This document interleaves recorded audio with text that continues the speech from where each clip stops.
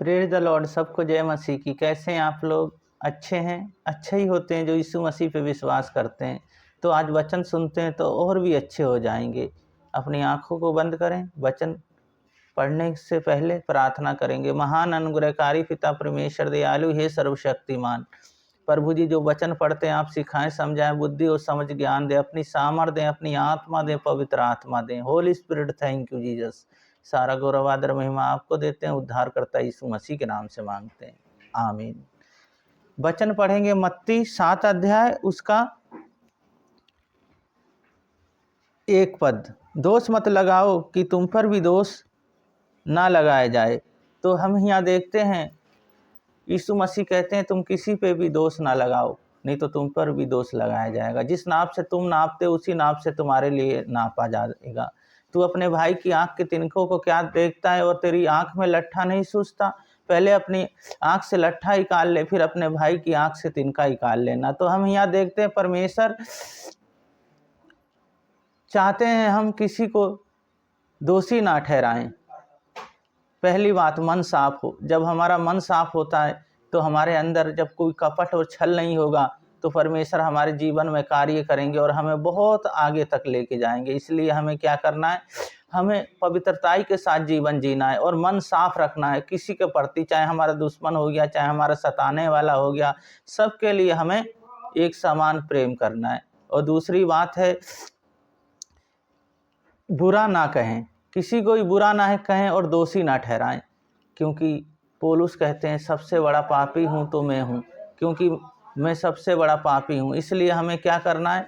हमें किसी को भी बुरा नहीं कहना है, सबको भलाई कहना है। जब ऐसे हम कहेंगे तो परमेश्वर हमें जीवन में कार्य करते हैं। तीसरी बात है, हमें प्रेम करना है। जब हम प्रेम करेंगे तो सामने वाले को फिर आँख के दोषी नहीं ठहराएंगे, आँख में उसके तिनका नहीं निकालेंगे। क्योंकि पहले अपनी आँख से लट्ठा निकाल लेंगे, फिर उसके बाद में उसकी आँख से तिनका निकालेंगे। इसलिए हमें क्या करना है?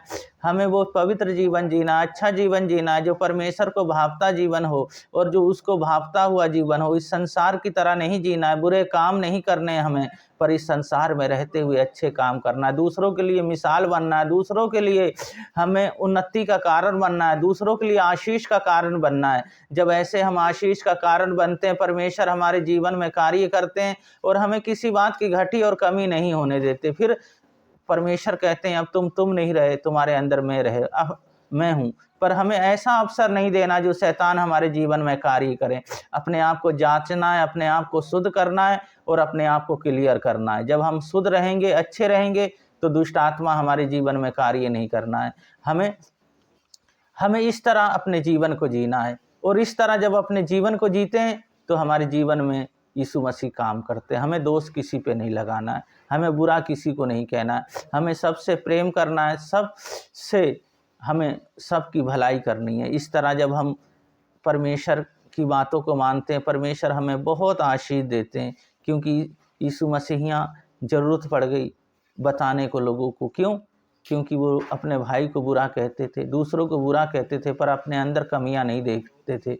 पर हमें क्या करना है? अपने अंदर कमियां देखना। जो कमी घटी है हमारे अंदर, उस कमी घटी को जब हम निकालते हैं तो परमेश्वर हमें आशीषित करते हैं और हमें ब्लेस करते हैं। तो पहली बात थी यहाँ मन को साफ करना है और दूसरी बात थी यहाँ बुरा ना कहें, ना किसी को दोषी ठहराएं, और तीसरी बात थी प्रेम करने वाले बने।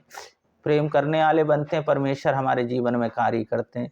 तो मत्ती 7 अध्याय था और 1 पद से 6 पद था। 1 पद पढ़ें और जो पद है पूरा आप पढ़ लें और विस्तार से पढ़ लें और बार बार पढ़ें और अपने जीवन में लागू भी करें।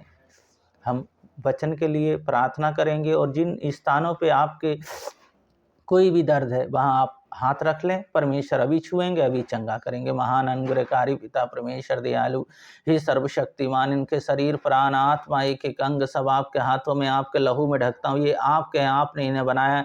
हर अंधकार की शक्तियों को, बुरी आत्माओं को, जहाँ भी दर्द होता है यीशु मसीह के नाम से चले जाए। आपकी सामर्थ और आपकी आत्मा और आपकी पवित्र आत्मा ठहर जाए। प्रभु जी आपके थे, प्रभु जी आपने इन्हें चुना था, पर अंधकार की शक्तियाँ कई बार इस शरीर को प्रभु जी परेशान करती है, बीमारियों को लेके आती है, पर मैं यीशु मसीह के नाम से बीमारियों को डांट देता हूँ, चले जाए। और आपका प्रेम, आपका आनंद, आपकी खुशी, आपकी योजनाएं प्रभु जी इनके जीवन में होने पाए। प्रभु जी आप महिमा ले, बड़े बड़े कार्य प्रभु जी इनके जीवन में करें, क्योंकि प्रभु जी आपके हैं, प्रभु जी आपने चुना है। तो प्रभु जी आप इनके जीवन में आप प्रभु जी वो खुशी दे दे, आनंद दे दे। हर प्रभु जी कर्ज यीशु मसीह आपके नाम से चले जाए। जो कमाते हैं उसमें मल्टीप्लाई करे, किसी बात की घटी ना होने पाए। जो दवाइयाँ में पैसा जाता है व्यर्थ, वो पैसा दवाई में ना जाने पाए, वो पैसा रुकने पाए, घर के दिनचर्या में वो चलने पाए। हाँ मेरी यहोवा, आपने प्रार्थना सुना, बहुत बहुत धन्यवाद देते हैं। एक बार और इनके पैर से लेकर सिर तक आपके लहू में ढकते हैं। प्रभु जी आज पूरे दिन को आपके हाथों में सौंपते हैं। आप इनके साथ रहें। हमारे उद्धारकर्ता आप जैसा कोई नहीं। सारा गौरव आदर महिमा आपको देते हैं। उद्धारकर्ता यीशु मसीह के नाम से मांगते हैं, आमीन।